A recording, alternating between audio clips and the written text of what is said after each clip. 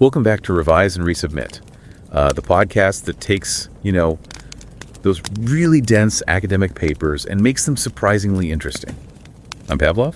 And I'm Nikita. Imagine a highly qualified candidate. They're applying for, let's say, a senior technical role. They have the credentials, the experience, everything. They sit down for a video interview, but it's not with a human. It's with an AI hiring agent.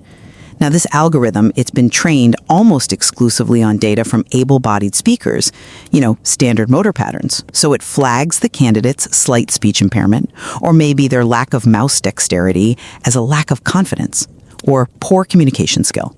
And just like that, they're screened out. A human never even sees their resume. Now, contrast that with a workplace where a colleague with a visible physical disability is, they're treated with kid gloves, viewed by their peers as saint-like or, inspiring just for showing up. But they're quietly passed over for every single high-pressure client-facing promotion. And both of those scenarios, they represent a catastrophic failure of management. But what's so interesting is that they stem from completely different mechanisms. One is cold, hard technological bias, and the other is this warm, fuzzy psychological stereotype. And frankly, the management field has just been flailing around in the dark trying to understand these dynamics for decades. It's such a messy reality. And that brings us to the article we're discussing today. It's titled Physical Disability in the Workplace, a Comprehensive Review and Unifying Framework. This is published in 2026 in the Journal of Management.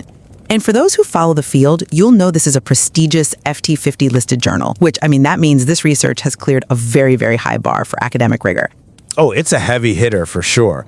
The authors, Wyatt E. Lee and Franz T. Lorque from Auburn University, along with Ashley Y. Roccaprior and Christopher R. Rutzel from Tarleton State, they've done something really ambitious here. They reviewed 168 articles, spanning nearly 50 years, just trying to make sense of a field that, let's be honest, has been a methodological mess. Fragmented is, I think, putting it mildly. And I want to say, whether you subscribe to our show or not, I would strongly urge you to take the time to click the link in the show notes and read this article. It is so thoughtfully crafted. It offers a level of nuance we rarely see. To put it simply for anyone who might be new to academic research or maybe just starting their own journey, the study of disability in the workplace has historically been just scattered. You'd have one study on hearing loss, another on chronic pain, all using different definitions, different measures. These authors have stepped in to create a single, precise definition of physical disability, and then built this unifying framework that explains how disabilities and coworker attitudes and company policies all interact to create outcomes. Okay, I'm ready to get into it. I'm the advocate, and I'm arguing that this paper provides a much-needed roadmap. It moves us away from chaos, and it proves the business case. Employing people with physical disabilities, or PWPDs as the literature calls them, it reduces turnover, it improves reputation, and it creates untapped efficiency. This paper is the manual for moving from performative compliance to genuine performance. And I'm the dissenter. And look, I argue that while the framework is academically useful, what this review really does is expose just how badly organizations are failing. The data reveals a grim reality of significant pay gaps, forced entrepreneurship, and deep-seated interpersonal conflict that no amount of inclusive policy has managed to fix. Not yet. The framework is nice, but the reality it describes is broken. All right, so let's start with the big picture and the theory development. For years, we've had studies looking at these tiny, tiny slices of the problem.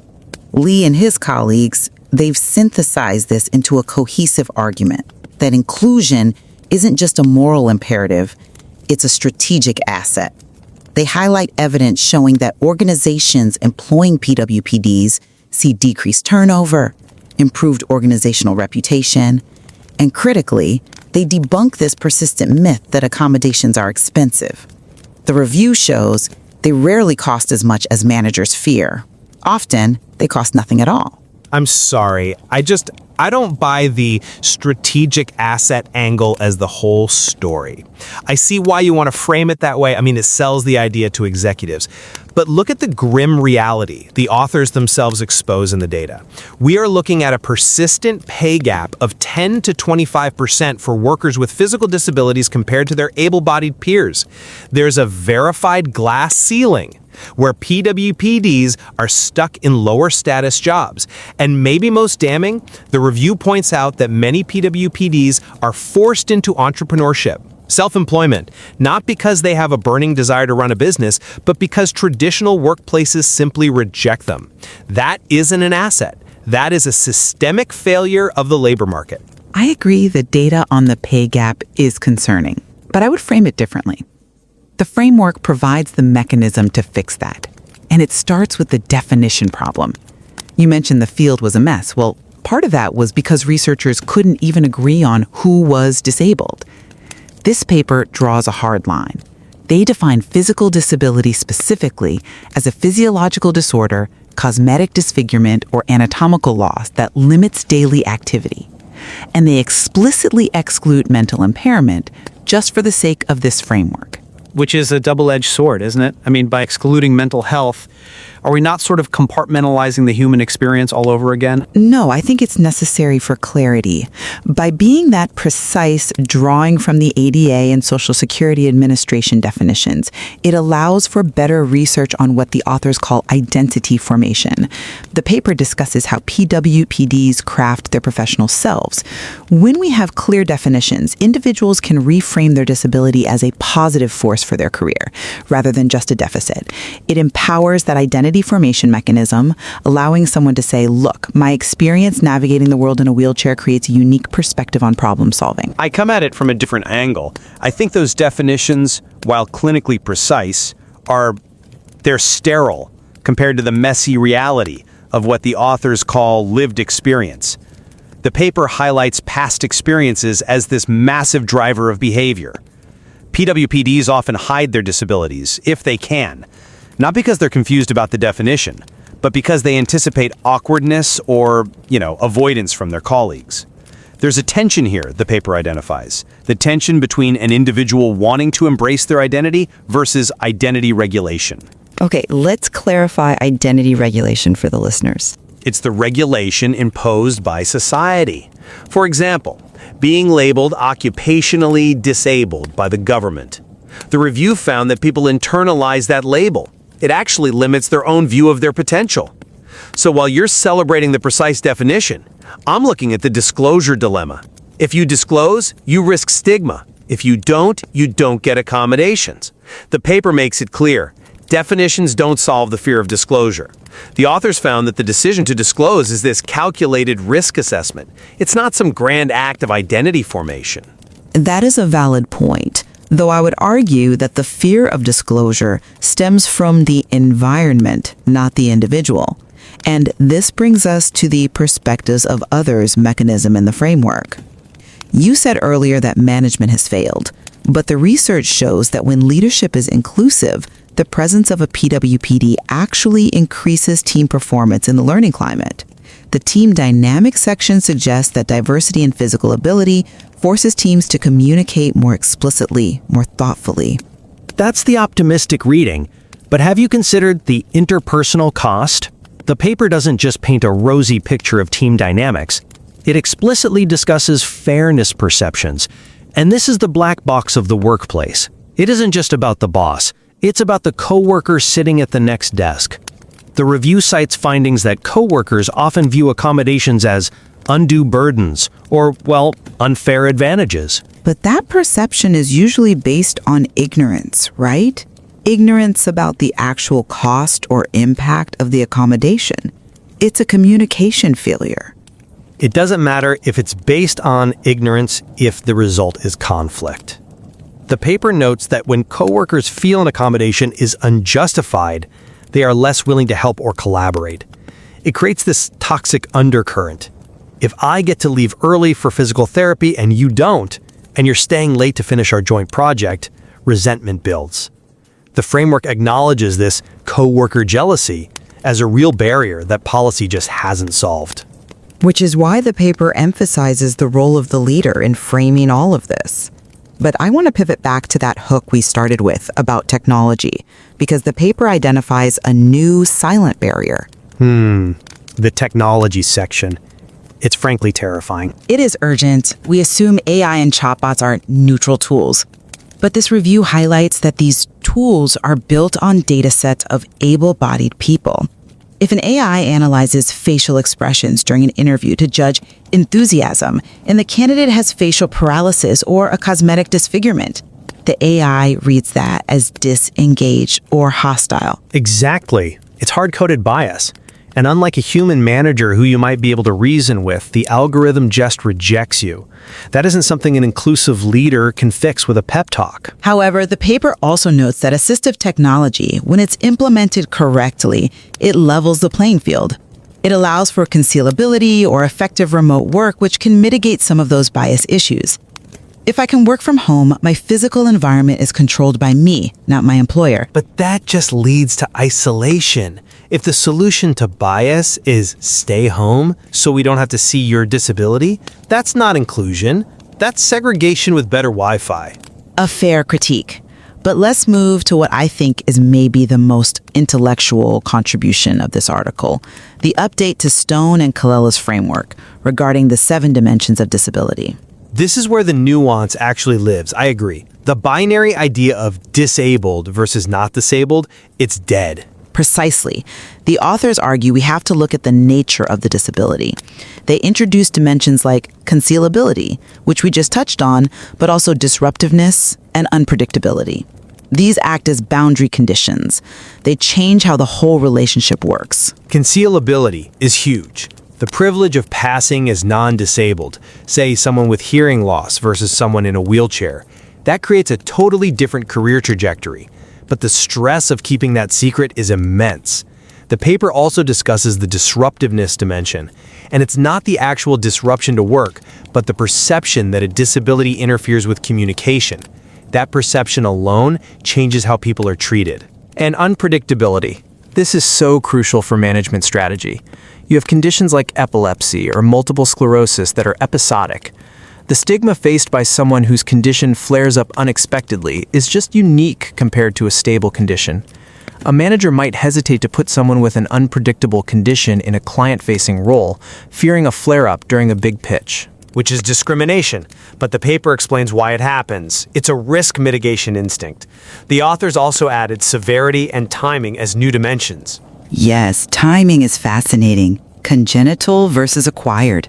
Someone who is born with a disability, they navigate their career identity differently than someone who acquires a disability later in life. That distinction is so critical. If you acquire a disability at 45, at the height of your career, you are facing a fundamental identity crisis and a career crisis at the same time. You have to mourn your former self while you're trying to hold on to your job. The paper suggests that organizations are terrible at handling this transition. They just don't know how to support the grief aspect of acquired disability. They treat it as a medical leave issue, not an identity reconstruction issue. And severity is the other dimension. It seems obvious, but the research shows that the severity of the physical limitation correlates directly with the magnitude of the discrimination. And yet, despite these 7 clear dimensions, the review points out that most research completely ignores them, which brings me to the methodological critique. The authors found that most studies just aggregate disabilities. They lump cancer, blindness, and back pain into one bucket called disabled.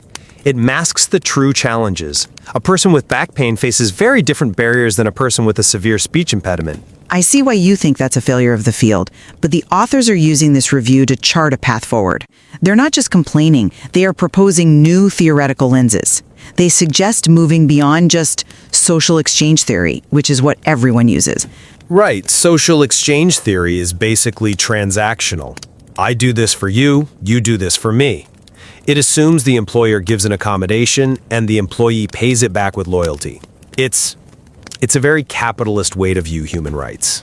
Perhaps, but it explains the behavior. However, the authors suggest adding agency theory. This looks at the principal-agent problem. How do managers monitor PWPDs? Do they micromanage because they doubt their capability? That's a governance issue. If a manager is constantly checking in on a remote worker with a disability, That isn't support, it's surveillance. They also suggest expectancy violation theory, which sounds complex, but it's really about surprise. Right. When a PWPD performs at a high level, it violates the low expectations coworkers might hold. That violation can actually lead to better evaluations than an able-bodied person might get for the same work just because the bar was set so low. It's a mechanism that can work in the employee's favor, but it's born from prejudice. But that's so patronizing, isn't it? That links right back to the saint-like stereotype we started with. Oh, look how well they did, considering. It leads to what the paper calls benevolent marginalization. The paper mentions sheltered workshops in this context. Do they help integration, or do they just increase segregation by creating a separate safe space that keeps PWPDs out of the real economy? That is a valid concern. However, the paper argues that organizational culture is the variable that determines how these theories play out. If the culture is one of performative compliance, just following the law, then yes, you get benevolent marginalization. But if the culture is genuinely inclusive, expectancy violation becomes simply talent recognition.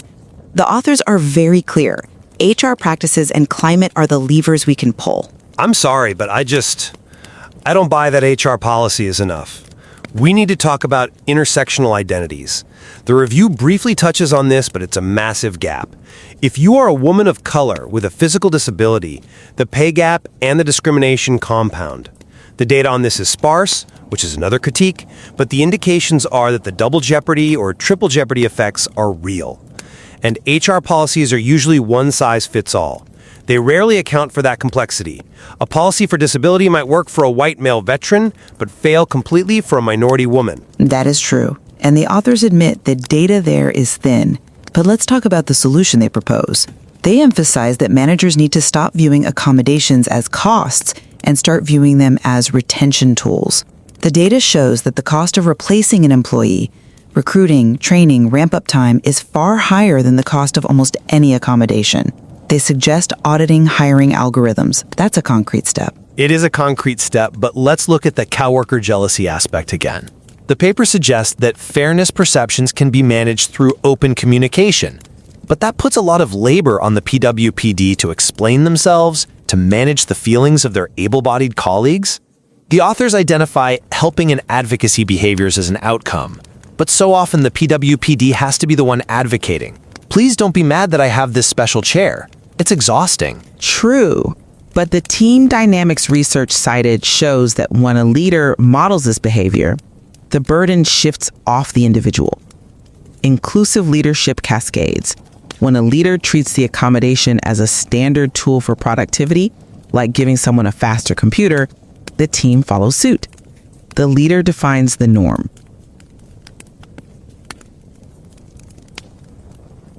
I think we're nearing the end here, and I just want to re-emphasize the methodology problem one last time.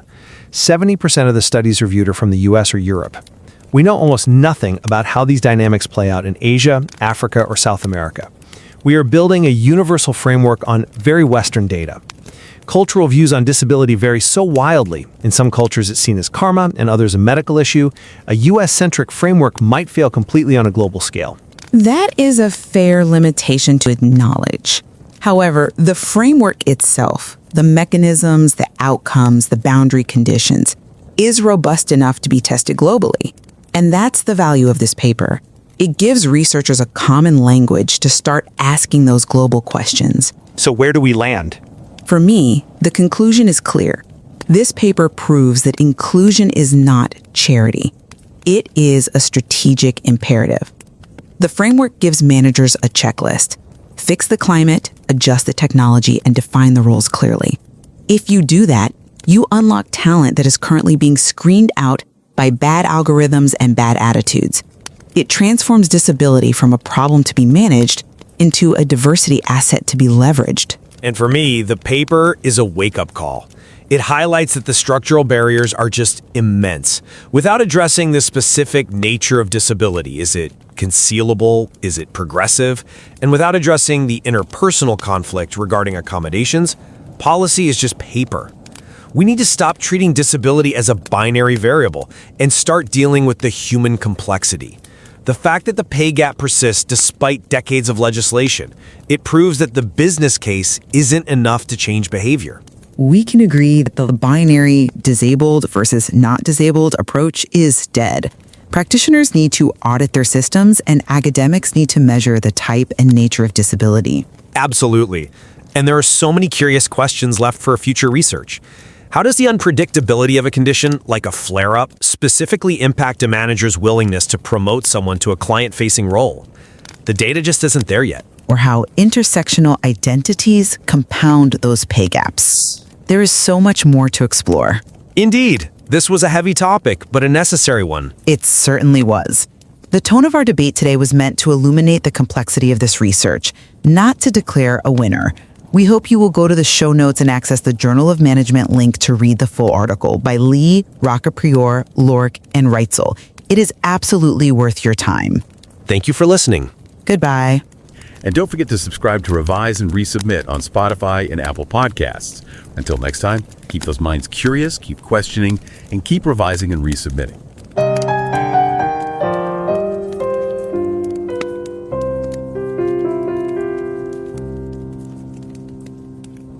Revise and রিসাবমিটে স্বাগতম। আমি Pavlov. আর আমি নিকিতা। একটা ব্যাপার কি জানেন, মার্কিন যুক্তরাষ্ট্রে কাজ করতে সক্ষম এমন জনসংখ্যার প্রায় 1/4 মানুষের কোনো না কোনো শারীরিক প্রতিবন্ধকতা আছে। প্রায় 25%, তাই তো? হ্যাঁ, কিন্তু অবাক করা বিষয় হলো প্রতিবন্ধকতা নেই এমন মানুষদের তুলনায় তাদের চাকরিতে ঢোকার হার প্রায় অর্ধেক। ভাবা যায়? হ্যাঁ, একদিকে কোম্পানিগুলো দক্ষ কর্মী খুঁজে পাচ্ছে না, আর অন্যদিকে এত বড় একটা জনগোষ্ঠী সুযোগের বাইরে থেকে যাচ্ছে। এটা তো শুধু একটা পরিসংখ্যান নয়, এটা একটা বিশাল অপচয়। ঠিক, একটা সম্ভাবনার অপচয়। একদম। আর এই সুযোগটা যে কতটা বড় তা অনেক কোম্পানি হয়তো বুঝতে পারে না। গবেষণায় কিন্তু পরিষ্কার দেখা গেছে যেসব প্রতিষ্ঠানে শারীরিক প্রতিবন্ধী ব্যক্তিদের নিয়োগ দেওয়া হয় সেখানে কর্মীদের চাকরি ছেড়ে দেওয়ার প্রবণতা কমে যায়। শুধু তাই নয়, তাই না? না, শুধু তাই নয়, সামগ্রিকভাবে প্রতিষ্ঠানের কর্মদক্ষতা বাড়ে এবং সমাজে কোম্পানির সুনামও বৃদ্ধি পায়। এটা কোনো চ্যারিটি নয়, এটা একটা স্মার্ট ব্যবসায়িক সিদ্ধান্ত। আর এই গভীর বিষয়গুলো নিয়েই আমাদের আজকের আলোচনা। আমরা কিন্তু কোনো সাধারণ ব্লগ বা মতামত নিয়ে কথা বলছি না। না, একদমই না। আমাদের আলোচনার কেন্দ্রবিন্দুতে আছে একটি অসাধারণ গবেষণাপত্র। এটি প্রকাশিত হয়েছে অত্যন্ত সম্মানজনক জার্নাল অফ ম্যানেজমেন্টে। ম্যানেজমেন্ট দুনিয়ায় যা FT50 তালিকার অন্তর্ভুক্ত একটি প্রথম সারির জার্নাল। হ্যাঁ, প্রবন্ধটির শিরোনাম হল কর্মক্ষেত্রে শারীরিক প্রতিবন্ধকতা, একটি বিশদ পর্যালোচনা এবং সমন্বিত কাঠামো।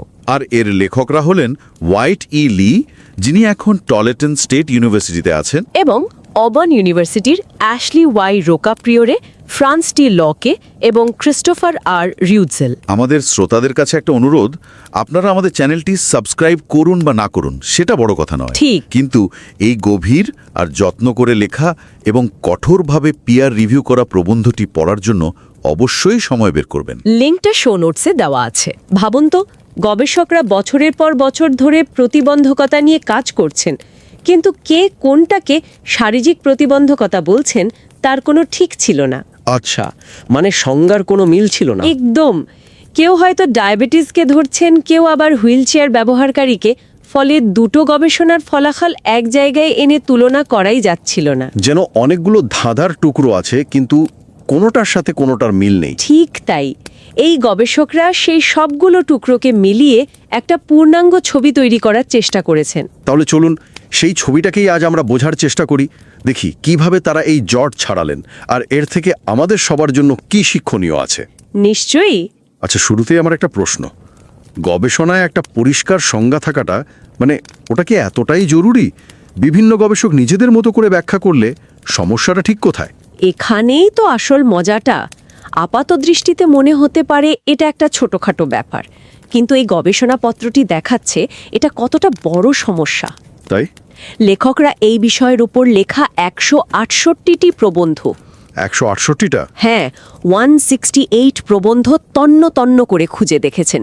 তারা দেখলেন বেশিরভাগই ক্ষেত্রে গবেষকরা নানা ধরনের প্রতিবন্ধকতাকে, মানে যেটা চোখে দেখা যায় আর যেটা যায় না, বা যেটা জন্ম থেকে আর যেটা পরে হয়েছে, সব কিছুকে এক পাল্লায় মেপেছেন। ও আচ্ছা। এর ফলে যে সিদ্ধান্তগুলো এসেছে সেগুলো খুবই দুর্বল, অনেকটা আপেল আর কমলালেবুর গড় বের করার মতো। ফলাফলটা প্রায় অর্থহীন। তার মানে গোড়াতেই গলদ ছিল। তাহলে এই গবেষকরা এর সমাধান কিভাবে করলেন? ওনারা কি নতুন কোনো সংজ্ঞা তৈরি করলেন? হ্যাঁ, এবং এটাই তাদের সবচেয়ে বড় অবদানগুলোর একটি। তারা শুধু নিজেরা একটা সংজ্ঞা বানিয়ে দেননি, তাহলে অ্যাক্ট এবং সমাজবিজ্ঞান এই সব জায়গা থেকে তথ্য নিয়ে একটা সমন্বিত এবং সুস্পষ্ট সংজ্ঞা তৈরি করেছেন। বাহ, সংজ্ঞাটা ঠিক কি একটু সহজ করে বললে? সহজ করে বললে সংজ্ঞাটা হলো শারীরিক প্রতিবন্ধকতা মানে শরীরের এমন কোনো সমস্যা যা মানসিক নয় এবং যা দীর্ঘদিন ধরে থাকে আর আমাদের প্রতিদিনের কাজকর্মে বাধা সৃষ্টি করে। খুব পরিষ্কার। একজন নতুন গবেষকের জন্য এটা একটা বিরাট শিক্ষা। যে কোনো গবেষণার ভিত্তি কতটা মজবুত হওয়া উচিত তার একটা আদর্শ উদাহরণ এটি। সংজ্ঞাটা তো পরিষ্কার হলো, কিন্তু 168টা ভিন্ন ভিন্ন গবেষণাপত্রকে একটা কাঠামোর মধ্যে আনা, এটা তো বিশাল এক কর্মযজ্ঞ। বিশাল। তারা এটা করলেন কিভাবে? শুধু কি বিষয়বস্তুগুলো এক জায়গায় জড়ো করেছেন? না, এখানেই তাদের পদ্ধতিগত বুদ্ধিমত্তার পরিচয় পাওয়া যায়। তারা শুধু কিওয়ার্ড গণনা বা সারসংক্ষেপ করার মতো সহজ পথে হাঁটেননি। তাহলে কি করেছেন? তারা প্রতিটি প্রবন্ধকে 6টি ভিন্ন ভিন্ন দৃষ্টিকোণ থেকে বিশ্লেষণ করেছেন। যেমন, প্রবন্ধের মূল ফোকাস কে? প্রতিবন্ধী ব্যক্তি, তার সহকর্মী নাকি ম্যানেজার? আচ্ছা। কোন ফলাফল নিয়ে কথা বলা হচ্ছে? বেতন, পদোন্নতি নাকি মানসিক চাপ? কোন পরিস্থিতিতে এই গবেষণা করা হয়েছে? প্রতিবন্ধকতার ধরনটাই বাকি। মানে অনেক গভীরে গিয়ে বিশ্লেষণ করা হয়েছে। একদম। এই ধরনের গভীর বিশ্লেষণই তাদের একটি মজবুত কাঠামো তৈরি করতে সাহায্য করেছে। তারা স্টোন এবং কলিয়ার 1996-এর বিখ্যাত একটি মডেলকে ভিত্তি হিসেবে ব্যবহার করেছেন। স্টোন আর কলিয়ার মডেল, সেটা কি? একটু সহজ করে বলবেন। অবশ্যই। স্টোন এবং কলিয়ার মডেলটা কর্মক্ষেত্রের স্টিগমা বা সামাজিক কলঙ্ক কিভাবে কাজ করে তা বোঝার জন্য একটা ভিত্তি তৈরি করেছিল, কিন্তু সেটা ছিল একটা সাধারণ ধারণা। এই নতুন গবেষণাটি সেই ভিত্তির উপর দাঁড়িয়ে বিশেষভাবে শারীরিক প্রতিবন্ধকতার মতো একটি বিষয়কে আরও অনেক খুঁটিনাটি সহ বিশ্লেষণ করেছে। অনেকটা একটা সাধারণ বাড়ির নকশাকে ভিত্তি করে একটা বিশেষ প্রয়োজনে ভূমিকম্প প্রতিরোধী নকশা তৈরির মতো। চমৎকার বলেছেন, ঠিক তাই। আর হ্যাঁ, এই প্রবন্ধগুলো তারা কোথা থেকে নিয়েছেন সেটাও গুরুত্বপূর্ণ। কোথা থেকে? FT50 এবং ABDC তালিকার সেরা জার্নালগুলো থেকে এগুলো সংগ্রহ করা হয়েছে, যা নিশ্চিত করে যে তারা আবর্জনা নয় বরং সেরা মানের তথ্য নিয়েই কাজটা করেছেন। পদ্ধতিটা তো বেশ পরিষ্কার। এই শক্তিশালী পদ্ধতির মাধ্যমে তারা আসলে কি খুঁজে পেলেন? এই 168টা গবেষণার সারমর্মটা কি? সেই কাঠামোটা দেখতে কেমন? কাঠামোটাকে একটা গল্পের মতো করে ভাবা যেতে পারে, যার 3টি প্রধান অধ্যায় আছে। আচ্ছা। প্রথম অধ্যায় হলো মূল চালিকা প্রক্রিয়া বা ফোকাল মেকানিজমস, অর্থাৎ কর্মক্ষেত্রে একজন প্রতিবন্ধী ব্যক্তির অভিজ্ঞতা ঠিক কি কি জিনিসের দ্বারা প্রভাবিত হয়। কি কি জিনিস? এর মধ্যে আছে 3টি মূল বিষয়। ব্যক্তির নিজের ভেতরের ব্যাপার, যেমন তিনি তার প্রতিবন্ধকতাকে কিভাবে দেখেন, তার আত্মবিশ্বাস কেমন। দ্বিতীয়ত, আশেপাশের মানুষের দৃষ্টিভঙ্গি, যেমন তার সহকর্মী বা বস তাকে নিয়ে কি ভাবেন।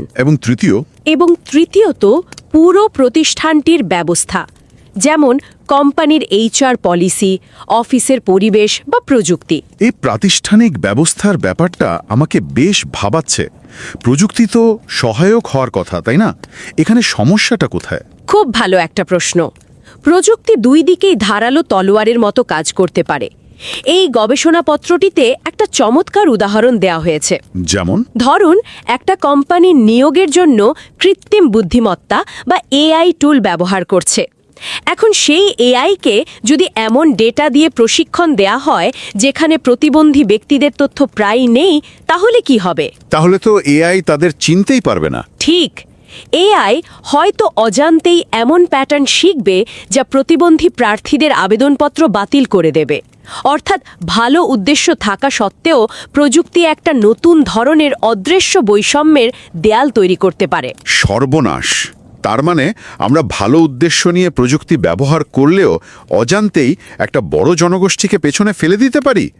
এটা তো বেশ ভয়ের কথা। আচ্ছা, কাঠামোর দ্বিতীয় অধ্যায়টা কি? দ্বিতীয় অধ্যায়টি হল কর্মক্ষেত্রের ফলাফল বা ওয়ার্ক প্লেস আউটকামস। অর্থাৎ প্রথম অধ্যায়ের ওই প্রক্রিয়াগুলোর ফল কি দাঁড়ায়। আচ্ছা, এই ফলাফলগুলোকেও 3টি স্তরে ভাগ করা হয়েছে। প্রথমত, ব্যক্তির নিজের ওপর প্রভাব, যেমন কম বেতন পাওয়া, কর্মজীবনে এগোতে না পারা বা মারাত্মক মানসিক চাপের মধ্যে থাকা। আর দ্বিতীয়ত, অন্যদের ওপর প্রভাব, অর্থাৎ তার সহকর্মীদের ওপর কী প্রভাব পড়ে। আর তৃতীয়ত, পুরো সংস্থার উপর প্রভাব, যেমন কর্মী ধরে রাখার হার বা কোম্পানির সামগ্রিক পারফরম্যান্স। ব্যক্তির উপর প্রভাবের কথা যখন এলো, গবেষণায় তো বেতনের একটা বড় পার্থক্যের কথা বলা হয়েছে, তাই না? হ্যাঁ, এবং এটা সম্ভবত সবচেয়ে উদ্বেগজনক তথ্যগুলোর একটি। গবেষণায় বারবার দেখা গেছে যে একই শিক্ষাগত যোগ্যতা এবং অভিজ্ঞতা থাকা সত্ত্বেও শারীরিক প্রতিবন্ধী ব্যক্তিরা অন্যদের তুলনায় 10 থেকে 25% পর্যন্ত কম বেতন পান। 10 থেকে 25%? এটা তো বিশাল একটা ব্যবধান। বিশ্বাস করা কঠিন। কিন্তু এটাই সত্যি। এই ব্যবধানের পেছনে কি শুধু নিয়োগকর্তার ব্যক্তিগত পক্ষপাতিত্বই কাজ করে, নাকি গবেষণায় আরও গভীর কোনো কাঠামোগত সমস্যার কথা বলা হয়েছে, যেমন ধরুন সুযোগের অভাব বা প্রমোশন আটকে থাকা? দুটোই। একদিকে যেমন সরাসরি বৈষম্য বা পক্ষপাত কাজ করে, তেমনি অন্যদিকে কাঠামোগত সমস্যাও আছে। যেমন হয়তো তাদের এমন প্রজেক্টে দেওয়া হয় না যেখানে বেশি কিছু করে দেখানোর সুযোগ আছে, অথবা তাদের পদোন্নতির জন্য ভাবাই হয় না। ফলে যোগ্য হওয়া সত্ত্বেও তারা পিছিয়ে পড়েন। এই কম বেতনটা সেই জমে থাকা কাঠামোগত বাধারই একটা বহিঃপ্রকাশ। বিষয়টা পরিষ্কার হলো। আচ্ছা, এবার গল্পের তৃতীয় এবং শেষ অধ্যায় আসা যাক। তৃতীয় অধ্যায়টি হল সীমা নির্দেশক শর্তাবলী বা বাউন্ডারি কন্ডিশনস। এই কথাটা শুনতে বেশ ভারী লাগলেও ধারণাটা খুব আকর্ষণীয়। এর মানে কি? এর সহজ মানে হলো, আগের অধ্যায়ে আমরা যে কারণ আর ফলাফলের কথা বললাম, সেই সম্পর্কটা কিন্তু সব পরিস্থিতিতে একরকম থাকে না। কিছু নির্দিষ্ট জিনিস পুরো খেলাটাকেই বদলে দিতে পারে। যেমন প্রতিবন্ধকতার ধরনটা কি, অথবা কোন দেশে বা কোন সংস্কৃতিতে গবেষণাটা হচ্ছে। এই বিষয়গুলোই হলো সীমানা নির্দেশক শর্তাবলী। প্রতিবন্ধকতার ধরন, এই অংশটা আমার কাছে সবচেয়ে আকর্ষণীয় লাগছে। এটা তো শুধু চোখে দেখা যায় বা যায় নার চেয়েও অনেক বেশি কিছু, তাই না? একদম। এখানেই গবেষকরা অসাধারণ কাজ করেছেন। তারা প্রতিবন্ধকতাকে বোঝার জন্য 7টি ভিন্ন মাত্রা বা ডাইমেনশনের কথা বলেছেন। 7টা? হ্যাঁ, যেমন এটা কি লুকানো সম্ভব, মানে কনসিলেবিলিটি, এটা দৈনন্দিন কাজে কতটা বাধা সৃষ্টি করে, বা ডিসরাপটিভনেস, এর উৎপত্তি কি ব্যক্তির নিয়ন্ত্রণে ছিল, মানে অনসেট কন্ট্রোলেবিলিটি, এটা কি সময়ের সাথে বাড়ে বা কমে। 1 মিনিট, উৎপত্তির নিয়ন্ত্রণ যোগ্যতা বা অনসেট কন্ট্রোলেবিলিটি, এই ধারণাটা একটু বুঝিয়ে বলবেন। এটা কিভাবে কর্মক্ষেত্র প্রভাব ফেলে? এটা খুবই সূক্ষ্ম কিন্তু গুরুত্বপূর্ণ একটা বিষয়। ধরুন, একজন সহকর্মী মনে করেন যে অন্য কোনো ব্যক্তির প্রতিবন্ধকতার জন্য তিনি নিজেই কোনো না কোনোভাবে দায়ী, যেমন বেপরোয়াভাবে গাড়ি চালানোর ফলে দুর্ঘটনা। ঠিক। সেক্ষেত্রে ওই ব্যক্তিকে যখন অফিস থেকে কোনো বিশেষ সুযোগ সুবিধা বা অ্যাকোমোডেশন দেওয়া হয়, তখন অন্য সহকর্মীরা সেটাকে অন্যায় বলে মনে করতে পারেন। তাদের মধ্যে একটা বিরূপ মনোভাব তৈরি হতে পারে। তার মানে খেলাধুলা করতে গিয়ে আঘাত পেয়ে যার প্রতিবন্ধকতা হয়েছে, তার প্রতি সহকর্মীদের মনোভাব আর জন্মগত প্রতিবন্ধকতা নিয়ে কাজ করা কারোর প্রতি মনোভাব ভিন্ন হতে পারে। হওয়ার সম্ভাবনা খুব বেশি। এটা তো কর্মক্ষেত্রের টিম ডাইনামিক্সের জন্য খুবই গুরুত্বপূর্ণ একটা বিষয়। ঠিক তাই। এই গবেষণাপত্রটি আমাদের এটাই শেখায় যে প্রতিবন্ধকতা একটি মাত্রিক কোনো বিষয় নয়, এর অনেকগুলো স্তর আছে এবং সেই স্তরগুলো মানুষের আচরণ এবং প্রাতিষ্ঠানিক নীতিকে গভীরভাবে প্রভাবিত করে। তাহলে এই পুরো আলোচনার পর যদি আমরা সার সংক্ষেপ করতে চাই, একজন নতুন গবেষক বা একজন ম্যানেজারের জন্য মূল শিক্ষণীয় বিষয়গুলো কি কি? গবেষকদের জন্য, বিশেষ করে যারা নিজেদের গবেষণা যাত্রা শুরু করতে চলেছেন, তাদের জন্য সবচেয়ে বড় শিক্ষা হলো সব ধরনের প্রতিবন্ধকতাকে এক ঝুড়িতে রাখা বন্ধ করতে হবে, নির্দিষ্ট হতে হবে। এই গবেষণাপত্রে দেওয়ার সংজ্ঞা, কাঠামো, এমনকি প্রতিবন্ধকতার বিভিন্ন মাত্রা পরিমাপ করার জন্য যে প্রশ্নগুলোর উদাহরণ দেওয়া হয়েছে সারণী 3-এ, তাই না? হ্যাঁ, সারণী 3-তে, সেগুলো সরাসরি ব্যবহার করা যেতে পারে। এটা একটা রেডিমেড টুল কিট। বাহ। তাছাড়া গবেষণার জন্য অনেক নতুন রাস্তাও বাতলে দেওয়া হয়েছে, যেমন প্রতিবন্ধী কর্মীর অন্য সহকর্মীদের ওপর কী প্রভাব পড়ে তা নিয়ে খুব বেশি কাজ হয়নি, বা বিভিন্ন দেশের সংস্কৃতির মধ্যে তুলনামূলক গবেষণারও সুযোগ রয়েছে। আর ম্যানেজার বা কোম্পানির পরিচালকদের জন্য, তাদের জন্য কি বার্তা আছে? ম্যানেজারদের জন্য বার্তাটা খুব স্পষ্ট এবং শক্তিশালী। অন্তর্ভুক্তি বা ইনক্লুশন কেবল একটি সামাজিক দায়িত্ব নয়, এটি ব্যবসার জন্য অত্যন্ত লাভজনক। কিভাবে? এটা কর্মী ধরে রাখতে সাহায্য করে, প্রতিষ্ঠানের কর্মক্ষমতা বাড়ায় এবং বাজারে সুনাম তৈরি করে। আর প্রতিবন্ধী কর্মীদের জন্য যে বিশেষ ব্যবস্থা বা অ্যাকোমোডেশন প্রয়োজন হয় তার বেশিরভাগই কিন্তু ব্যয়বহুল নয়। তাই নাকি? হ্যাঁ, অনেক সময় শুধু কাজের সময় একটু শিথিলতা বা একটা বিশেষ সফটওয়্যারই যথেষ্ট। মূল লক্ষ্য হওয়া উচিত সমস্যা হলে প্রতিক্রিয়া জানানোর বদলে আগে থেকেই এমন একটা সিস্টেম তৈরি করা যেখানে সবাই সহজভাবে কাজ করতে পারে। এই আলোচনাটা ওয়াকেই একটা গুরুত্বপূর্ণ প্রশ্ন তুলে ধরে। এই গবেষণাপত্রটি দেখিয়েছে কিভাবে প্রাতিষ্ঠানিক ব্যবস্থা এবং অন্যদের দৃষ্টিভঙ্গি প্রতিবন্ধী কর্মীদের অভিজ্ঞতাকে ভালো বা খারাপ দিকে নিয়ে যেতে পারে।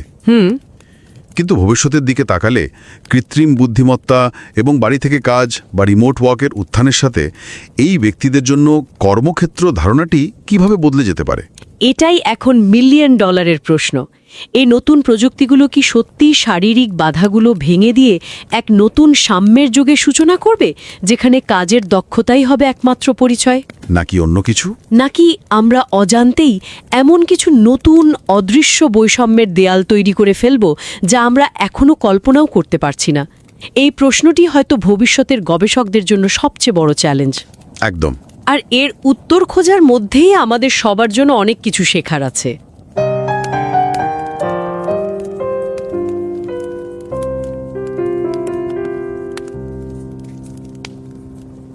नमस्कार।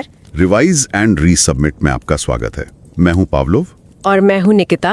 अमेरिका में काम करने की उम्र वाली आबादी का 1/4 हिस्सा यानी 25% से ज्यादा लोग किसी न किसी शारीरिक अक्षमता के साथ जी रहे हैं। ये बहुत बड़ा नंबर है। हाँ, लेकिन जब नौकरी की बात आती है तो ये आंकड़ा हैरान कर देता है। जहां बिना अक्षमता वाले 68% लोगों के पास नौकरी है, वहीं अक्षमता वाले लोगों में यह दर सिर्फ 35% है। लगभग आधी। बिल्कुल आधी। और आज के समय में जब कंपनियां स्किल्ड लेबर की कमी से जूझ रही हैं, ये सिर्फ एक आंकड़ा नहीं बल्कि एक बहुत बड़ी अनदेखी की गई अपॉर्चुनिटी का सबूत है। सही बात है। और ये एक ऐसी पहेली है जिस पर सैकड़ों बार रिसर्च हो चुकी है, लेकिन फिर भी तस्वीर साफ नहीं है। हर स्टडी अपनी अलग कहानी कहती है, जिससे भ्रम और बढ़ता है। और शायद इसीलिए आज हम जिस लेख पर बात कर रहे हैं वो इतना जरूरी हो जाता है।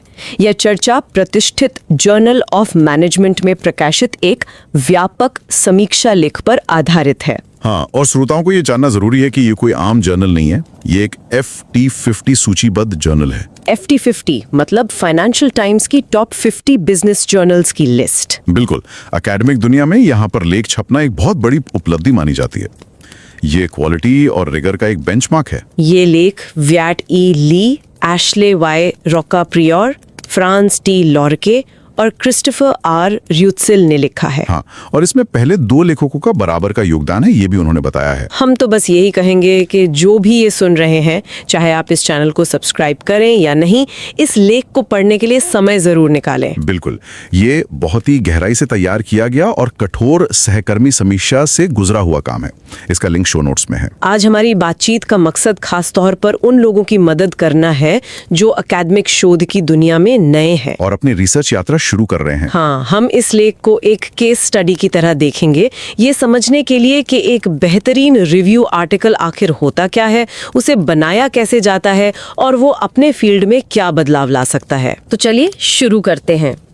अगर इस पूरे लेख का सार एक लाइन में बताना हो तो वो क्या होगा? बहुत सरल शब्दों में लेख का मुख्य तर्क ये है कि कार्यस्थल पर शारीरिक अक्षमताओं पर हुआ शोध बिखरा हुआ और अधूरा है। बिखरा हुआ? हाँ, और इसकी सबसे बड़ी वजह है शारीरिक अक्षमता या फिजिकल डिसेबिलिटी की कोई एक स्पष्ट परिभाषा का न होना। जब हर रिसर्चर इस शब्द का अलग मतलब निकालेगा तो हम अलग अलग स्टडीज की तुलना कैसे कर सकते हैं? सही बात है। तो ये लेख 168 शोध पत्रों की चीरफाड़ करके इसी बिखराव को समेटने की कोशिश करता है। तो एक तरह से लेखक सैकड़ों अलग अलग धागों को लेकर एक मजबूत रस्सी बनाने की कोशिश कर रहे हैं। चलिए इस प्रक्रिया को थोड़ा और समझते हैं। लेख की शुरुआत ही एक बड़ी समस्या को सुलझाने से होती है, परिभाषा। ये क्यों इतना जरूरी है? ये रिसर्च की नींव रखने जैसा है। अगर नींव ही कमजोर होगी तो इमारत कैसे टिकेगी? तो लेखकों ने मेडिकल, कानूनी और समाजशास्त्रीय यानी सोशियोलॉजिकल इन सभी नजरियों को मिलाकर एक परिभाषा बनाई। हाँ, और बहुत ही साफ परिभाषा तैयार की है।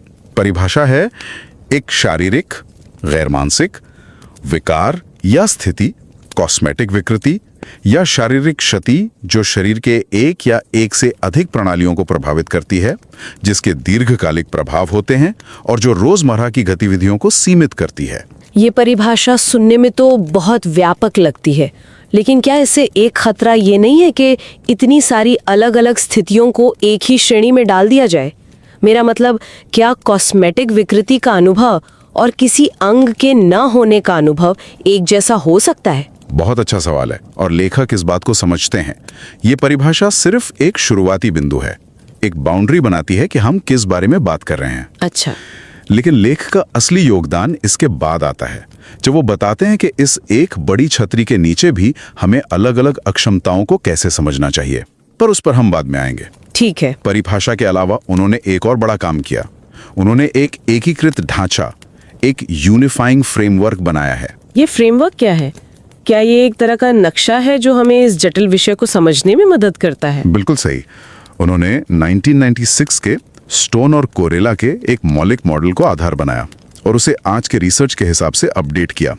ये फ्रेमवर्क हमें दिखाता है कि शारीरिक अक्षमता वाले लोगों के कार्यस्थल के अनुभव किन चीजों से प्रभावित होते हैं और उनके परिणाम क्या होते हैं। हाँ, ये सिर्फ समस्याओं की लिस्ट नहीं है, बल्कि कारण और प्रभाव के बीच का एक पूरा नेटवर्क है। ठीक है, तो उन्होंने एक साफ परिभाषा दी और एक नक्शा बनाया, लेकिन ये नक्शा बनाने के लिए जो जानकारी चाहिए थी वो कहाँ से आई?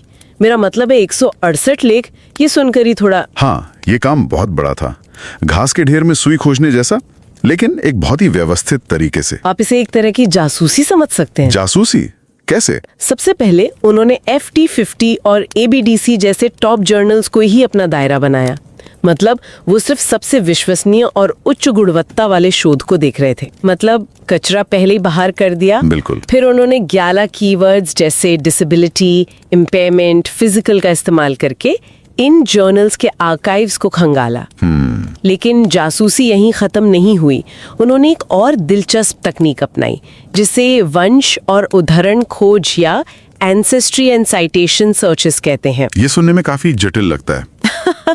आसान भाषा में इसका क्या मतलब है? इसका मतलब है कि उन्होंने पहले से मौजूद 7 बड़े रिव्यू आर्टिकल्स को पकड़ा। फिर उन्होंने 2 काम किए। पहला, उन्होंने देखा कि इन रिव्यू आर्टिकल्स ने किन पुराने जरूरी पेपर्स को साइट किया है। अच्छा, यानी वंश या एंसेस्ट्री। हाँ, और दूसरा, उन्होंने देखा कि इन रिव्यू आर्टिकल्स के छपने के बाद किन नए पेपर्स ने उन्हें साइट किया है। इससे पक्का हो गया कि कोई भी महत्वपूर्ण स्टडी, चाहे वो कितनी भी पुरानी या नहीं हो, उनकी नजर से छूटे नहीं। कमाल है।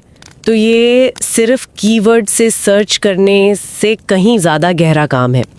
एक बार जब उनके पास ये 168 लेखों का खजाना आ गया, तो उन्होंने इसका विश्लेषण कैसे किया? नहीं, ये सब गिनना तो नहीं था कि डिसेबिलिटी शब्द कितनी बार आया। बिल्कुल नहीं। तो फिर यहीं पे असली काम शुरू हुआ, जिसे उन्होंने सैद्धांतिक एकीकरण प्रक्रिया कहा है।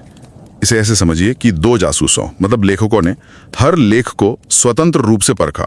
उन्होंने हर लेख पर कुछ खास सुरागों के लिए निशान लगाए। कुल 6 सुराग। 6 सुराग? कौन कौन से? पहला, लेख का फोकस किस पर था? अक्षम व्यक्ति पर, उसके सहकर्मियों पर या पूरी कंपनी पर? दूसरा, लेख किसी कारण, मतलब मैकेनिज्म की बात कर रहा था या परिणाम की? अच्छा। तीसरा, क्या कोई मॉडरेटर थे, यानी ऐसी चीजें जो कारण और परिणाम के रिश्ते को बदल देती हैं? चौथा, किस तरह की अक्षमता की बात हो रही थी? पांचवा, रिसर्च का तरीका क्या था? और छठा, इसके पीछे कौन सी थ्योरी थी? और 2 लोगों ने ये काम अलग अलग क्यों किया? और जहां भी उनके बीच असहमति थी वहां चर्चा करके एक आम सहमति बनाई। इसी कठोर कोडिंग प्रक्रिया ने उन्हें बिखरे हुए सबूतों में से पैटर्न पहचानने और अपना नया एकीकृत फ्रेमवर्क बनाने में मदद की। तो ये दिखाता है कि एक टॉप क्वालिटी रिव्यू पेपर सिर्फ लिटरेचर को समराइज नहीं करता, बिल्कुल, बल्कि उसे सिंथेसाइज करके कुछ नया बनाता है। तो उन्होंने ये सारी जानकारी एक बहुत ही व्यवस्थित तरीके से इकट्ठा की। लेकिन सिर्फ जानकारी इकट्ठा करना तो आधा काम है। बिल्कुल। असली जादू तो तब होता है जब आप उस डेटा में से कोई पैटर्न या ढांचा निकालते हैं।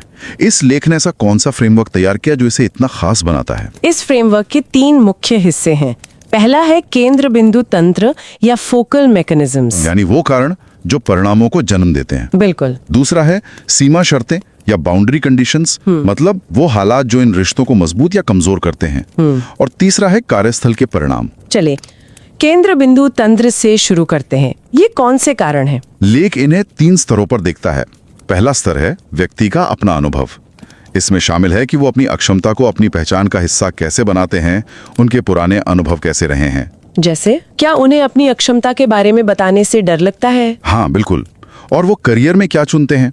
कई बार पारंपरिक नौकरियों में बाधाओं के चलते वो उद्यमिता या एंटरप्रेन्योरशिप का रास्ता अपनाते हैं। तो मतलब ये सिर्फ इस बात पर निर्भर नहीं करता कि अक्षम व्यक्ति क्या महसूस करता है, बल्कि ये एक तिहरी लड़ाई है। पहली लड़ाई खुद से, दूसरी सहकर्मियों के पूर्वाग्रहों से, और तीसरी लड़ाई उस सिस्टम से जो शायद उन्हें देखने के लिए बना ही नहीं है। क्या मैं सही समझ रही हूँ? आपने इसे बहुत खूबसूरती से समझाया है। तिहरी लड़ाई ये एकदम सही शब्द है। दूसरा स्तर, जैसा आपने कहा, दूसरों का नजरिया है। इसमें सहकर्मी और मैनेजर आते हैं। और यहाँ एक बहुत ही अजीब विरोधाभास देखने को मिलता है। क्या विरोधाभास? एक तरफ कुछ लोग अक्षम सहकर्मियों को कम काबिल समझते हैं, उनसे उम्मीदें कम रखते हैं। वहीं दूसरी तरफ कुछ लोग उन्हें एक संत या हीरो की तरह देखते हैं जो हर मुश्किल से लड़ रहा है। लेकिन ये तो एकदम विपरीत बातें हैं। एक तरफ कम सक्षम समझना और दूसरी तरफ संत की तरह देखना। एक ही वर्क प्लेस में ये दोनों चीजें एक साथ कैसे मुमकिन है? यही तो कार्यस्थल की जटिलता है। हो सकता है एक ही टीम में दोनों तरह के लोग हों, या एक ही व्यक्ति अलग अलग समय पर अलग अलग तरह से व्यवहार करे। ये दिखाता है कि पूर्वाग्रह कितना गहरा और बहुस्तरीय हो सकता है। अच्छा। और फिर आता है तीसरा स्तर, खुद संगठन, यानी कंपनी की पॉलिसीज और कल्चर। हाँ, कंपनी की HR नीतियाँ कैसी हैं? क्या वो अनजाने में भेदभाव तो नहीं कर रही? कंपनी का कल्चर कितना समावेशी है? और सबसे दिलचस्प, नई टेक्नोलॉजी का क्या रोल है? जैसे AI। बिल्कुल, आजकल भर्ती में AI का इस्तेमाल हो रहा है। अगर उस AI को ऐसे डेटा पर ट्रेन किया गया है जिसमें अक्षम लोगों का प्रतिनिधित्व ही नहीं है, तो वो AI अनजाने में भेदभाव को और बढ़ा सकता है। वाह, तो ये लड़ाई सिर्फ इंसानी पूर्वाग्रहों से नहीं, बल्कि अब एल्गोरिथम के पूर्वाग्रहों से भी है। इन सभी तंत्रों का आखिरी परिणाम क्या होता है? चलिए पहले व्यक्ति पर होने वाले असर की बात करते हैं। शारीरिक अक्षमता वाले व्यक्तियों के लिए परिणाम अक्सर काफी चुनौतीपूर्ण होते हैं। शोध लगातार दिखाता है कि उनकी नौकरी से संतुष्टि कम होती है। वेतन में 10 से 25% तक की भारी असमानता होती है, और करियर में आगे बढ़ने में उन्हें कांच की छत जैसी अदृश्य बाधाओं का सामना करना पड़ता है। इन सब का उनके मानसिक स्वास्थ्य पर भी गहरा असर पड़ता है। और दूसरे लोगों जैसे सहकर्मियों पर इसका क्या असर होता है? ये एक ऐसा एरिया है जिस पर रिसर्च अभी बहुत कम हुई है, जो अपने आप में एक जरूरी खोज है। अच्छा, लेकिन जो अध्ययन हुए हैं वो बताते हैं कि सहकर्मियों की धारणा बहुत मायने रखती है। अगर उन्हें लगता है कि अक्षम सहकर्मी को दी जा रही सुविधाएं जायज हैं, तो टीम का माहौल सकारात्मक रहता है। और अगर नहीं तो इससे टीम में संघर्ष और तनाव पैदा हो सकता है। और कंपनी के लेवल पर क्या परिणाम होते हैं? आम धारणा तो यही है कि अक्षम लोगों को काम पे रखना और उन्हें सुविधाएं देना एक महंगा सौदा है। अगर हम इसे बड़ी तस्वीर से जोड़ें तो रिसर्च इस धारणा को पूरी तरह से खारिज करती है। ये एक मिथक है। अच्छा। असलियत में समावेशी होने के जबरदस्त व्यावसायिक फायदे हैं। एक, कर्मचारियों की नौकरी छोड़ने की दर कम होती है। दूसरा, ज्यादातर सुविधाओं की लागत बहुत कम या शून्य होती है। तीसरा, समावेशी टीमें अक्सर बेहतर प्रदर्शन करती हैं। और कंपनी की प्रतिष्ठा वो भी बढ़ती है। तो ये सिर्फ सही काम करना नहीं है, ये एक स्मार्ट काम भी है। ठीक है, तो हमने कारणों और परिणामों को समझ लिया। अब उस दूसरे हिस्से पर आते हैं, सीमा शर्तें। ये वो चीजें थीं जो इस पूरे समीकरण को बदल सकती हैं। हाँ, और लेख इस बात पर बहुत जोर देता है कि अक्षमता कोई एक चीज नहीं है। ये कहना कि कोई अक्षम है या नहीं बहुत ही अधूरी बात है। मतलब सभी अक्षमताओं को एक साथ नहीं मिलाना चाहिए। बिल्कुल, ये रिसर्च की सबसे बड़ी गलतियों में से एक रहा है। इसलिए लेख 7 आयामों या 7 डायमेंशंस की बात करता है, जिनके आधार पर हमें अक्षमताओं को समझना चाहिए। ये 7 आयाम कौन से हैं? पहला है छिपाने की क्षमता, यानी अक्षमता कितनी दिखाई देती है। दूसरा, विघटनकारिता, डिसरप्टिवनेस। तीसरा, अप्रत्याशितता, अनप्रेडिक्टेबिलिटी, क्या इसके लक्षण अचानक आते जाते हैं। चौथा, शुरुआत का नियंत्रण, ऑनसेट कंट्रोलेबिलिटी, क्या समाज ये मानता है कि व्यक्ति खुद जिम्मेदार है। पांचवा, प्रगति, प्रोग्रेशन, क्या ये समय के साथ बिगड़ती है। छठा, गंभीरता, सिवियरिटी। और सातवां, समय, टाइमिंग, यानी ये जन्म से है या बाद में हुई। ये तो सोचने का एक बिल्कुल नया तरीका है। इसका मतलब है कि भविष्य में किसी भी शोधकर्ता को सिर्फ ये नहीं पूछना चाहिए कि क्या आपके पास कोई अक्षमता है, बल्कि इन आयामों के बारे में पूछना चाहिए। बिल्कुल, और यही इस लेख का एक बड़ा योगदान है। इसके अलावा कुछ और सीमा शर्तें भी हैं, जैसे अंतर्विरोधी पहचान, मतलब इंटरसेक्शनल आइडेंटिटीज। हाँ, यानी जब अक्षमता किसी और पहचान जैसे लिंग या जाति के साथ मिलती है तो अनुभव कैसा होता है। फिर कानून, कोविड-19 जैसे पर्यावरणीय झटके और देश की संस्कृति भी बहुत मायने रखती है। और ज्यादातर शोध अमेरिका और यूरोप में हुआ है, ये भी एक सीमा है। बहुत बड़ी सीमा है। ये 3 बड़े टेकअवेज हैं। पहला, प्लीज शारीरिक अक्षमता की इस नई और सटीक परिभाषा का इस्तेमाल करें ताकि शोध में एक रूपता आए। हाँ। दूसरा, सभी अक्षमताओं को एक ही तराजू पर तौलना बंद करें। अपने अध्ययन में बारीकी लाने के लिए उन 7 आयामों का इस्तेमाल करें। और तीसरा ये कि इस क्षेत्र में अभी भी ज्ञान के बहुत बड़े बड़े गड्ढे हैं। सहकर्मियों पर क्या असर होता है, भारत जैसे गैर पश्चिमी देशों में स्थिति कैसी है, ये सब भविष्य के शोध के लिए बड़े अवसर हैं। ये तो एकेडमिक दुनिया के लिए हुआ, लेकिन मैनेजरों, HR प्रोफेशनल्स और कंपनी लीडर्स के लिए क्या व्यवहारिक सबक हैं? उनके लिए भी संदेश बहुत साफ है। पहला, सुविधाओं या अकोमोडेशंस को लागत की तरह देखना बंद करें। वो एक निवेश है। बिल्कुल, प्रतिभा को बनाए रखने और उत्पादकता बढ़ाने में एक निवेश। दूसरा, एक समावेशी संस्कृति बनाने पर काम करें और अपनी HR प्रक्रियाओं का ऑडिट करें, खासकर जब आप AI जैसी नई तकनीक अपना रहे हों। और सबसे जरूरी बात जो आपने पहले भी कही, सबसे जरूरी बात यह है कि समावेश सिर्फ एक चैरिटी या फील गुड काम नहीं है। ये सीधे तौर पर आपकी कंपनी के प्रदर्शन और प्रतिष्ठा से जुड़ा है। ये एक रणनीतिक लाभ है जिसे आप नजरअंदाज नहीं कर सकते। ये लेख ये तो दिखाता है कि समावेशी HR प्रथाएं कितनी जरूरी हैं। लेकिन इसने AI वाली जो बात कही वो मेरे दिमाग में अटक गई है।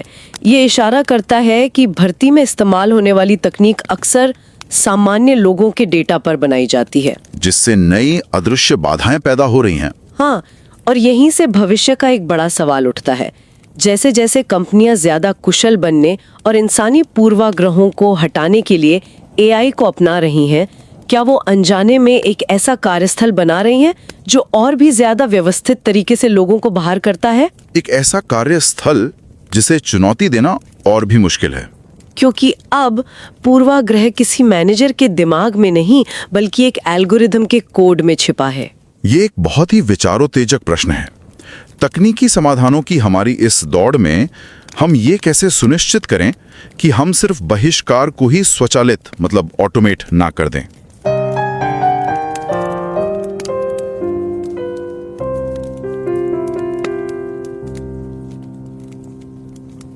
Forestil dig lige det her et øjeblik. Over en fjerdedel af alle voksne i den arbejdsdygtige alder i USA har et eller andet fysisk handicap. Det er et ret vildt tal. Ja, men her kommer det skøre. Når man kigger på, hvor mange af dem, der rent faktisk er i arbejdet, så er tallet kun det halve af, hvad det er for folk uden handicap.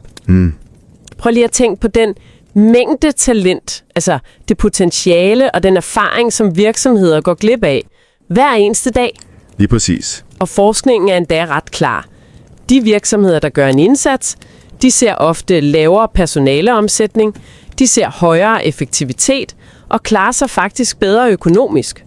Så der er et land, der slet ikke hænger sammen. Præcis. Og det er jo netop det misforhold, altså den kløft mellem potentiale og virkelighed, som vi skal se på i dag. Hele vores samtale tager nemlig udgangspunkt i en virkelig, virkelig grundig artikel fra Journal of Management. Og det er altså ikke et hvilket som helst tidsskrift. Nej, det er et af de absolut tungeste, vi har i ledelsesforskning. Det er på den der prestigefyldte FT50-liste. Artiklen hedder Physical Disability in the Workplace, A Comprehensive Review and Unifying Framework. Og den er skrevet af et hold bestående af Wyatt E. Lee fra Tarleton State University og hans kollega Ashley Y. Rockeprior, Frans T. Lorke og Christopher R. Reitzel fra Auburn University. Og vi vil sige det med det samme. Uanset om du lytter med her ofte og er leg, så gør dig selv den tjeneste at læse den her artikel. Helt enig. Den er så omhyggeligt bygget op og fagfællebedømt ned til mindste detalje. Vi har selvfølgelig lagt et link i shownoterne. Vores plan i dag er at prøve at pakke den ud for dig. Især hvis du er ny inden for forskningens verden, og måske selv står og skal i gang med dit første store projekt. Præcis. Så lad os starte helt fra bunden. Når de her forfattere kigger ud over forskningsfeltet, hvad er det så for et rod, de ser, som de føler, de er nødt til at rydde op i? Det er et rigtig godt spørgsmål, for det er jo kernen i det hele. De peger på 2 kæmpe store problemer. Okay. Det første lyder næsten banalt, men det er altafgørende. Ingen er enige om, hvad et fysisk handicap overhovedet er. Virkelig? Ja. Forskellige studier bruger vidt forskellige definitioner. Nogle tæller kun synlige handicap med, andre tæller kroniske sygdomme med, osv. Og så kan man jo ikke sammenligne noget. Præcis. Man sammenligner pærer og bananer. Det er umuligt at bygge viden oven på hinanden. Som en tidligere forsker, Stuart Mann, sagde det, forskellige definitioner fører til forskellige konklusioner. Så det er de rene vilde vesten. Hvad er så det andet problem? Det andet problem er, at der mangler en køreplan, en samlet model. Hvordan det? Der er masser af små studier, der kigger på enkelte aspekter. Lønforskel her, mobning der, lidelse i tredje sted, men der er ikke nogen samlende teori, der viser, hvordan det hele hænger sammen. Okay.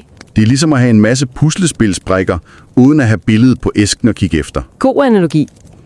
Så forfatternes mission er todelt. Først at foreslå en klar fælles definition. Rydde op. Ja, og dernæst at bygge den der samlende model.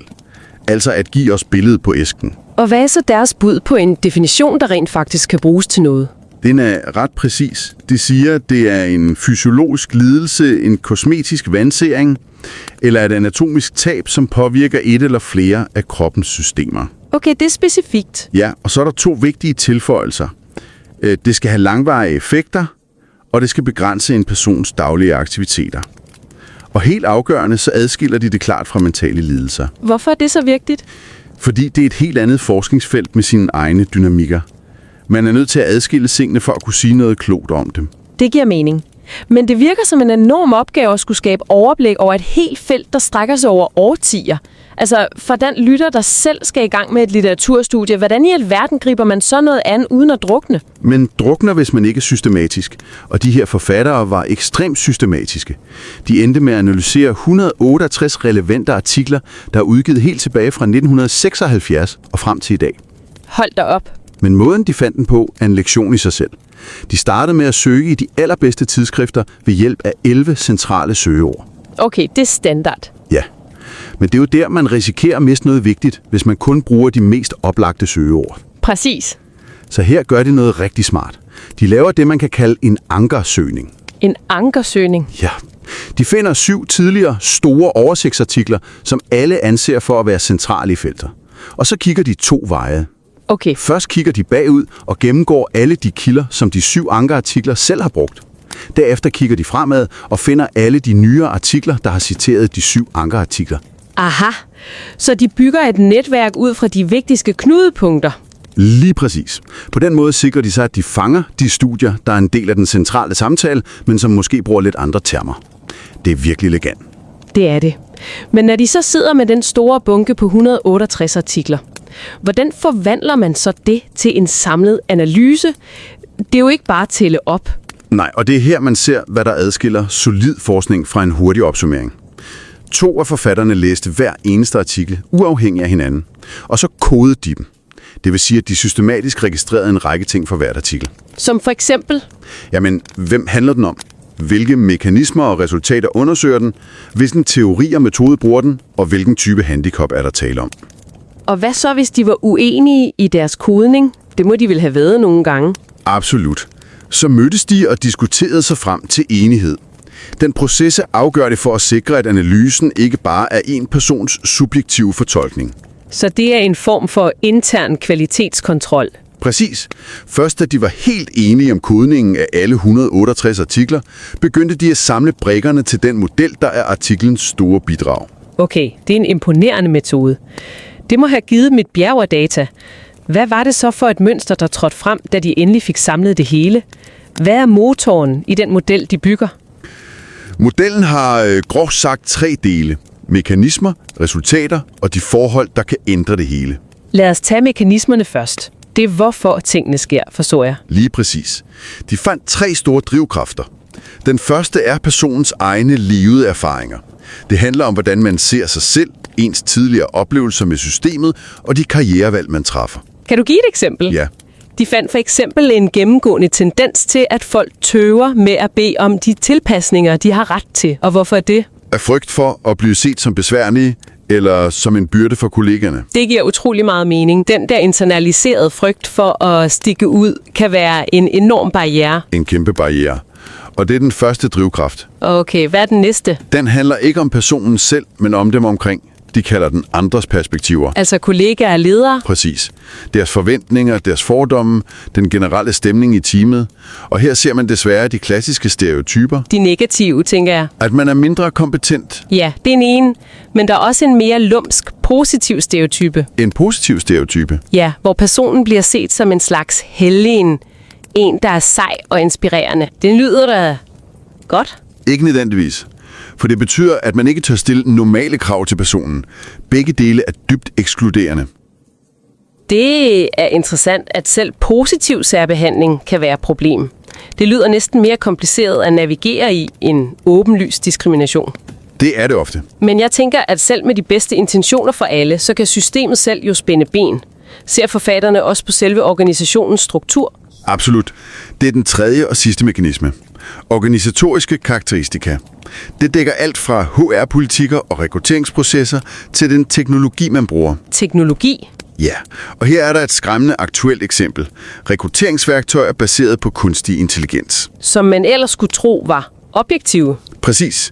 Men hvis en AI er trænet på data fra tusindvis af tidligere succesfulde ansættelser, som primært er folk uden handicap, så lærer den at favorisere den gruppe. Netop. Den lærer at se mønstre, der ubevidst sorterer kvalificerede kandidater fra, bare fordi de ikke passer ind i den historiske norm. Wow. Så den teknologi, vi tror fjerner bias, kan i virkeligheden bare cementere det i en ny, usynlig form. Det er en virkelig vigtig pointe. Meget vigtig. Okay, så de her 3 kræfter, individet, gruppen og systemet, de fører selvfølgelig til nogle resultater. Hvad er det for et billede, der tegner sig der? Det er desværre et ret dystert billede, især for individet. Det er det første resultatniveau. De finder et klart mønster af lavere jobtilfredshed, et glasloft for karrieren og markante lønforskelle. Hvor store lønforskelle taler vi om? Ofte et gab på mellem 10 og 25% i løn for den samme type arbejde. Det er voldsomt. Ja. Dertil kommer så de psykologiske omkostninger i form af dårligere trivsel og mental sundhed. Det er nogle brutale tal for den enkelte. Men hvad med ringvirkningerne? Det må da også påvirke resten af teamet, når en kollega kæmper med de her ting. Helt klart. Og det er det andet resultatniveau, de kalder interpersonlige resultater. Her bliver det komplekst. Fordi for nogle kolleger kan de tilpasninger, en medarbejder med handicap modtager, f.eks. særligt udstyr eller fleksible timer, især blive set som en uretfærdig fordel. Lige præcis. Det kan skabe misundelse og konflikt. Men det kan også skabe utrolig positive dynamikker, hvor kolleger bliver mere hjælpsomme og agerer som aktiv fortaler for hinanden. Så det kan gå begge veje? Ja. Og forfatterne understreger, at lige præcis det her teamdynamikken er det allermest underbelyste område i hele forskningsfeltet. Det er en fascinerende blind vinkel. Så meget fokus på individet, og så lidt på, hvordan det påvirker samarbejdet. Præcis. Under spørgsmålet, som enhver økonomidirektør vil stille. Hvad betyder alt det her for bundlinjen? Er det en kæmpe udgift at være en inkluderende arbejdsplads? Det er den mest sejlivede myte på området, og forskningen viser, at den er forkert. Okay. Det er det tredje resultatniveau for organisationen. For det første er langt de fleste tilpasninger overraskende billige. Hvor billige? Ofte under et par tusind kroner. Virkelig? Ja. For det andet viser studierne, at inkluderende arbejdspladser har lavere personaleomsætning, ingen negativ effekt på produktiviteten og måske vigtigt for mange, et markant forbedret omdømme og brand. Så det er simpelthen god forretning. At være en god arbejdsplads for alle er simpelthen god forretning. Det er et ret provokerende statement for mange driftschefer, det der med, at tilpasninger ofte er billige. Jeg kan da forestille mig situationer, hvor det kræver en større ombygning eller dyr teknologi. Det er et værd spørgsmål. Og ja, der findes selvfølgelig dyre, komplekse tilpasninger. Okay. Pointen i artiklen er ikke, at det altid koster noget, men at den udbredte antagelse om, at inklusion er en uoverkommelig økonomisk byrde, simpelthen ikke holder stik. Så fokus er på de forkerte eksempler? Præcis. Fokus er ofte på de få, dyre eksempler, mens de tusindvis af billige og simple løsninger bliver overset. Okay, den nuance er vigtig.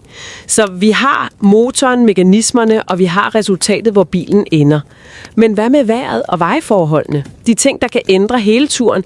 Er det her lidt tekniske begreb, randbetingelser, dækker over? Det er en perfekt analogi.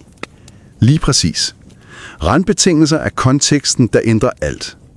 Det er de faktorer, der kan forstærke eller svække sammenhængen mellem mekanismerne og resultaterne, og forfatterne fremhæver især 2. Og den første er? Den første er altafgørende. Handicappets art. Hele deres pointe er, at vi skal stoppe med at tale om et handicap som én ting.